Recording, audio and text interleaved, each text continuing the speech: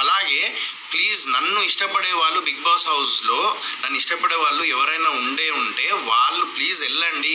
ఇప్పుడు తిరుపతి ఉందనుకోండి, తిరుపతిలో నేనంటే కనీసం ఒక 50 మందికి ఇష్టం ఉండదా? మొత్తం ఏరియా కలిపి 100 మందికి ఇష్టం ఉండదా? మీరు వెళ్ళండి, ఎందుకు ఇట్లా చేస్తున్నారు, వెళ్ళండి అని చెప్పేసి నేను ఎందుకు ఏడ్చినా తెలుసా? బాధ భయ్యా. నేను అంత బాధపడడానికి రీజన్ ఏంది మీ అందరికి తెలియదు కదా. తెర వెనకాల చాలా జరిగినాయి. ఇవన్నీ చెప్పుకుంటే మళ్ళీ మీరు బాధగా చూస్తారు. నేను ఒక్కటే చెప్తా, it's not a sympathy star. నేను సింపతి స్టారో లేకపోతే ఇంకా బెగ్గింగ్ అదంతా కాదు. ఇప్పటి నుంచి మీకు కంటెంట్ కావాలా, definitely I give that content. But నేను అంత ఏడవడానికి యాక్టింగ్ కాదు భయ్యా, ఇది యాక్టింగ్ కాదు. యాక్టింగ్ అని నువ్వు ఎట్లా అంటావు? ప్రతిదీ యాక్టింగ్ అని చెప్పేసి నువ్వు ఎట్లా అనుకుంటావు? ఒక అంటే నాకు అర్థమైతలేదు బ్రో. ఏం మాట్లాడినా కూడా అలాగే తీసుకుంటే నేను ఏం చేయలేను. ఈ రోజు కూడా నేను ఆన్సర్ ఇవ్వడానికి నన్ను ఆపుతున్నారు అందరూ. సోహెల్ వద్దు, నువ్వు వెళ్ళకు, లైవ్ వెళ్ళకు, అరే నువ్వు వదిలేసే, ఇంతటికి అయిపోయింది, డన్ అని చెప్పేసి అంటున్నారు. ఏం చేయమంటావు భయ్యా? హీరోయిన్కి చెమట వచ్చింది, ఆడికి ఎందుకు?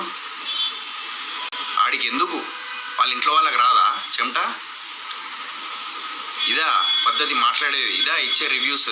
అలాంటి బిగ్ బాస్లో అలరించిన సోహెల్ రీసెంట్గా బూట్ కట్ బాలరాజు మూవీతో మన ముందుకు వచ్చారు. ఫస్ట్ డే బుకింగ్స్ అనుకున్న మాదిరిగా లేకపోవడంతో ఆయన కాస్త ఎమోషనల్ కూడా అయ్యారు. ఆ వీడియోని ప్రస్తుతం సోషల్ మీడియాలో హల్చల్ చేస్తూ సింపతి స్టార్గా సోహెల్ని చిత్రీకరించారు. దాంతో సోహెల్ రీసెంట్గా లైవ్లో స్పందించారు. రివ్యూవర్స్ కూడా హీరోయిన్కి చెవటుంది, అది ఇది అంటూ రివ్యూ చేస్తున్నారు. అది కరెక్టేనా అంటూ అతని బాధని చెప్పుకున్నారు. మూవీ కోసం తను చాలా కష్టపడ్డానని, ప్రొడ్యూసింగ్ కూడా తనే చూసుకున్నానంటూ సోహెల్ ఎమోషనల్ అయ్యారు. మరి మీరేమనుకుంటున్నారో కామెంట్స్లో చెప్పండి.